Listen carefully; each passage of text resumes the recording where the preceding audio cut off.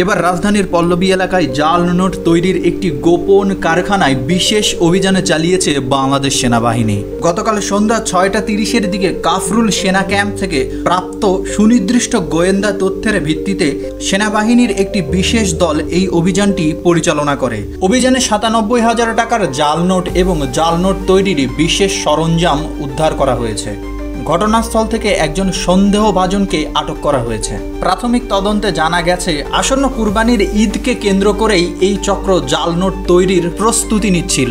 বাংলাদেশ সেনাবাহিনী জানিয়েছে, জননিরাপত্তা নিশ্চিত করতে এবং সমাজ থেকে অপরাধ নির্মূলে তারা কঠোরভাবে কাজ করে যাচ্ছে। এছাড়াও দেশের সকল নাগরিককে অনুরোধ জানানো হয়েছে, যে কোনো সন্দেহজনক কার্যকলাপের তথ্য নিকটস্থ সেনা ক্যাম্প বা আইন শৃঙ্খলা বাহিনীর নিকট দ্রুত জানানোর জন্য।